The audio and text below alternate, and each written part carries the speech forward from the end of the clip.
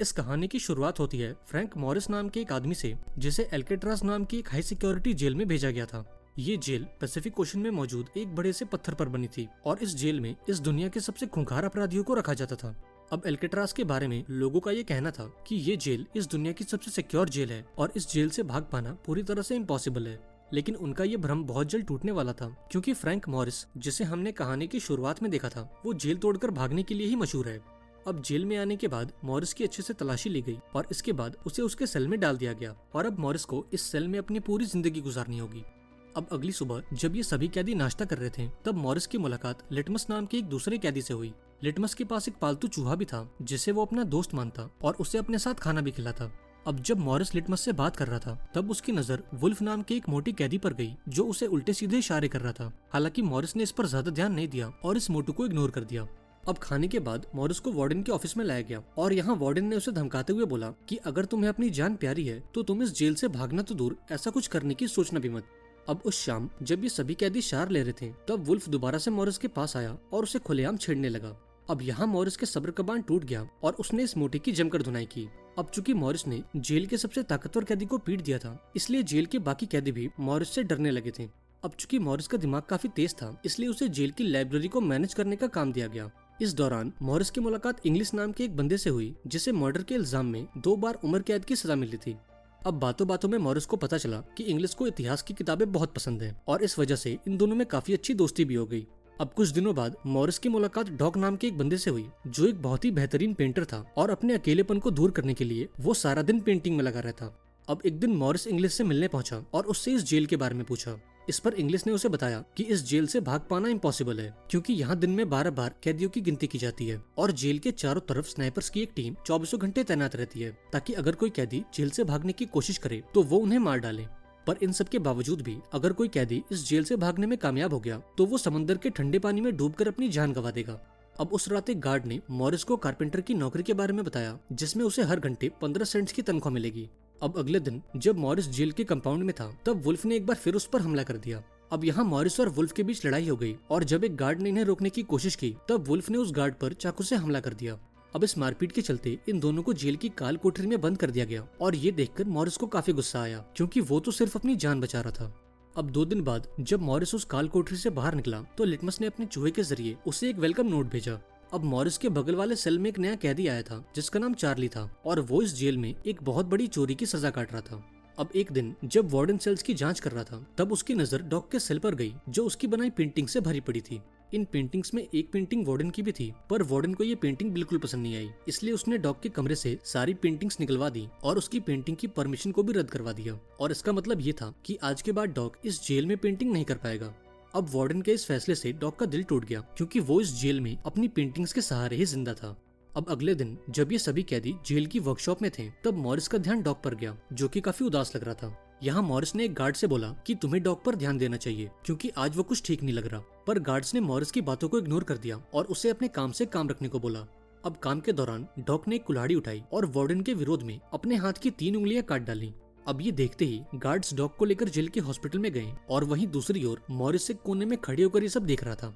अब उस रात जब मॉरिस अपने कमरे में था, तब उसकी नजर कमरे में मौजूद एक पाइप पर गई जिसमें से एक कॉकरोच बाहर निकल रहा था और ये देखकर मॉरिस को लगा कि शायद इस पाइप के नीचे बाहर निकलने का कोई रास्ता है। तभी इंग्लिश बुक्स बांटते हुए मॉरिस के सेल के बाहर पहुंचा और यहाँ उसने मॉरिस को बताया कि वार्डन ने डॉग की पेंटिंग्स पर बैन लगाया क्योंकि उसे अपनी पेंटिंग पसंद नहीं आई। अब अगले दिन जब मॉरिस खाना खाने के लिए मेस में गया, तब उसकी मुलाकात जॉन और क्लेरेंस नाम के 2 भाइयों से हुई। दरअसल मॉरिस इन दोनों को पहले से जानता था, क्योंकि ये दोनों उसके साथ अटलांटिस जेल में कैद थे। अब ये सभी लोग एल्केट्राज के बारे में बातें करने लगे कि कैसे इस जेल से भाग पाना इम्पॉसिबल है। अब इस बातचीत के दौरान मॉरिस के दिमाग में आज पहली बार इस जेल से भागने का ख्याल आया। अब उस रात जब गार्ड्स ने अपना राउंड कंप्लीट कर लिया, तब मॉरिस ने बाइबल से उस नीलकटर को बाहर निकाला और अपने कमरे में मौजूद उस ग्रिल के आसपास की दीवार को कुरेदने लगा। अब यहाँ मॉरिस ने नोटिस किया कि जेल की दीवारें पुरानी होने के कारण उस पर लगा प्लास्टर बड़ी ही आसानी से छूट रहा है। अब अगले दिन चार्ली की वाइफ उससे मिलने पहुंची और बातों बातों में उसने चार्ली को बताया कि तुम्हारी माँ की तबीयत काफी खराब है और डॉक्टर्स के मुताबिक वो अगले कुछ महीनों तक ही जिंदा रह पाएंगी। अब ये सुनकर चार्ली को काफी दुख हुआ और अब उसके मन में भी एल्केट्राज से भागने की इच्छा पैदा हुई, ताकि वो एक आखिरी बार अपनी माँ से मिल सके। अब उस रात जब वो अपने सेल में पहुंचा, तब उसने मॉरिस से कहा कि अगर तुम इस जेल से भागने वाले हो तो मैं भी इस प्लान में तुम्हारे साथ हूँ। अब अगली सुबह जब ये सभी लोग नाश्ता कर रहे थे तब मॉरिस ने अपने दोस्तों को इस जेल से भागने का प्लान बताया। यहाँ मॉरिस बताता है कि पैसिफिक ओशन की नमी के चलते इस जेल की दीवारें काफी कमजोर हो चुकी हैं और हम इसका फायदा उठाकर अपने कमरों में लगे वेंटिलेशन ग्रिल्स को बाहर निकालेंगे और पाइपलाइन के रास्ते से होते हुए इस जेल से फरार हो जाएंगे। अब इनका जेल से भागने का प्लान तो सॉर्टेड था, लेकिन मेन प्रॉब्लम ये थी कि ये पैसिफिक ओशन को पार करके मेनलैंड तक कैसे पहुंचेंगे। अब यहाँ मॉरिस ने क्लेरेंस से बोला कि चूंकि तुम इस जेल के लॉन्ड्री डिपार्टमेंट में काम करते हो, इसलिए तुम्हें जब भी मौका मिले तुम कुछ रेनकोट्स चुरा कर अपने सेल में ले आना, ताकि जिस रात हम इस जेल से भागें तो हम उन रेनकोट्स का इस्तेमाल करके एक नाव बना सकें। अब इन सभी को मॉरिस का प्लान काफी पसंद आया और इन सभी लोगों ने इस प्लान में उसकी मदद करने का फैसला किया। अब उस रात मॉरिस दोबारा से अपने काम पर लग गया और उस दीवार से सीमेंट को कुरेदने लगा। वहीं दूसरी ओर चार्ली अपने सेल में बैठकर गार्ड्स पर नजर रखे हुए था, ताकि अगर कोई उनकी तरफ आए तो वो मॉरिस को इत्तला कर दे। इधर मॉरिस अपनी पूरी ताकत से उस दीवार को खोदने में लगा था, पर उसके इस पिद्दी से नेल कटर से इस काम को कर पाना काफी मुश्किल हो रहा था और इस दौरान मॉरिस के हाथों में काफी चोट भी आ गई थी। अब अगली सुबह मॉरिस ने अपने सभी दोस्तों को अपनी प्रॉब्लम बताई और उनसे कहा कि अगर मुझे एक छोटा सा हथियार मिल जाए तो उस दीवार को खोदना काफी आसान हो जाएगा। अब ये बोलते वक्त उसकी नजर अपने चम्मच पर गई और ये देखते ही उसने उस चम्मच को अपने जूते पर घिसकर उसे गंदा कर दिया। इसके बाद उसने गार्ड को बुलाकर उसे वो गंदा चम्मच दिखाया और उससे वो चम्मच बदलने की रिक्वेस्ट की। अब इस गार्ड ने भी उसकी इस रिक्वेस्ट को मान लिया, जिसके बाद मॉरिस और जॉन उस चम्मच को बदलने चले गए। यहाँ जॉन ने इस गार्ड को अपनी बातों में उलझाया और इस मौके का फायदा उठाकर मॉरिस ने एक के बजाय 2 चम्मच उठा लिए। इसके बाद वो लिटमस के पास गया और उससे एक सिक्का उधार मांगा। अब उस रात मॉरिस ने अपने कमरे में आग जलाई और उस चम्मच को पिघलाकर उसे उस नेल कटर से जोड़ दिया। इसके बाद उसने उस दीवार को अपने इस नए हथियार से खोदना शुरू किया और इस नए हथियार ने भी उसका पूरा साथ निभाया। अब उस रात जब मॉरिस अपनी खुदाई में बिजी था तब जेल का एक गार्ड इनके काफी करीब आ गया और चार्ली ने भी इस गार्ड को नहीं देखा। हालांकि इंग्लिश ने लास्ट मोमेंट पर आकर उस गार्ड का ध्यान बटा दिया और ये देखते ही मॉरिस ने फटाफट से उस छेद को कवर किया और अपने बेड पर वापस आ गया। अब यहाँ मॉरिस पकड़े जाने से तो बच गया, पर उसे एक बात समझ आ गई कि वो चार्ली पर पूरी तरह से भरोसा नहीं कर सकता।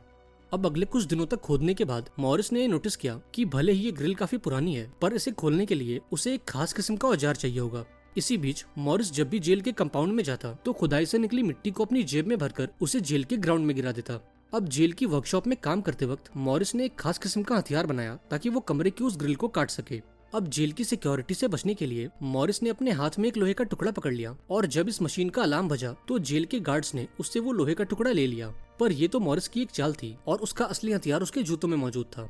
अब सेल में पहुंचते ही मॉरिस अपने काम पर लग गया और थोड़ी मेहनत के बाद उसने उस ग्रिल को काटकर बाहर निकाल लिया। इधर चार्ली, जॉन और क्लेरेंस ने भी ठीक ऐसा ही किया और अपने कमरे में लगे उस ग्रिल को काट दिया। अब प्लान का पहला फेज तो कंप्लीट हो गया, जिसके बाद इन्होंने एक नकली खोपड़ी बनाने का फैसला किया ताकि जब वो जेल से भागे तो गार्ड्स को वो खोपड़ी दिखाकर चकमा दे सकें। अब ग्रुप के सभी लोगों ने इस काम को आपस में बांट लिया। जहां जॉन का काम था जेल के सैलून से कुछ बाल चुराना, वहीं दूसरी तरफ चार्ली ने कुछ पेंट्स का इंतजाम किया और इधर मॉरिस ने जेल की लाइब्रेरी से कुछ पुराने अखबार चुरा लिए।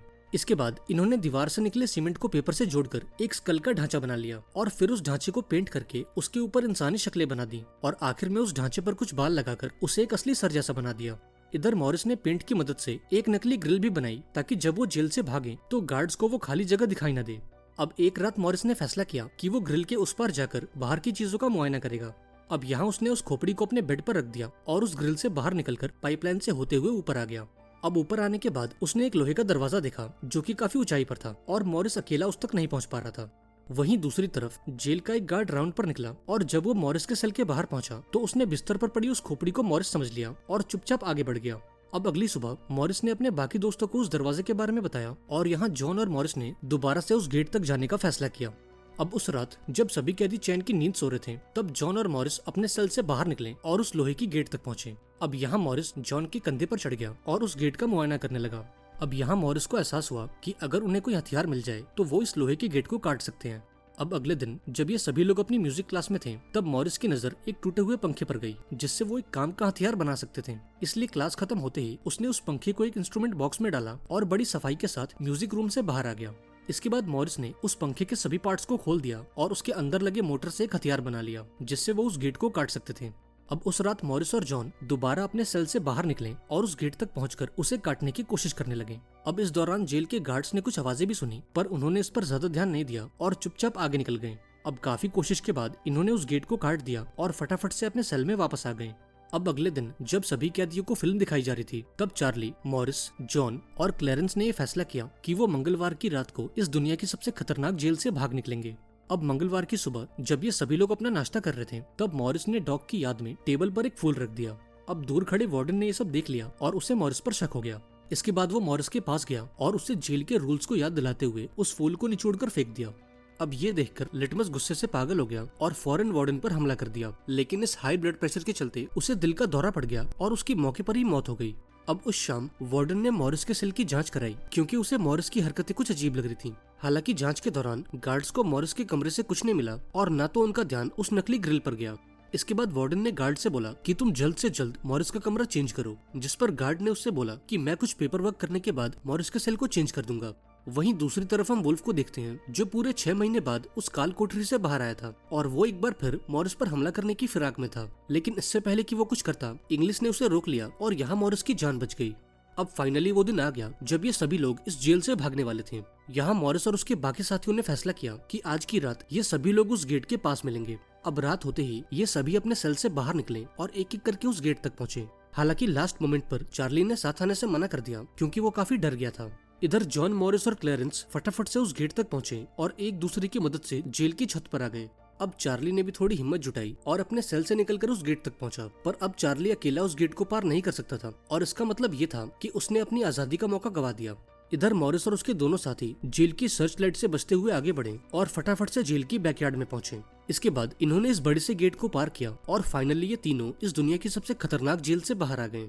इसके बाद ये समंदर के किनारे पर पहुंचे और जेल से चुराए हुए रेनकोट्स की मदद से अपने लिए एक नाव बनाने लगे।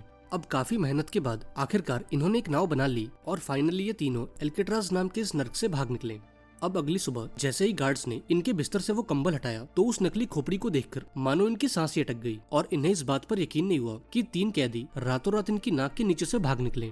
अब ये देखते ही गार्ड्स ने पूरे जेल का अलार्म बजा दिया और इन तीनों की खोज शुरू हो गई। अब देखते ही देखते ये बात पूरे देश में फैल गई और अब देश की एयरफोर्स और नेवी भी इन तीनों की तलाश में लग गई। लेकिन अगले कई महीनों तक ढूंढने के बाद भी जॉन, मॉरिस और क्लैरेंस का कुछ पता नहीं चला।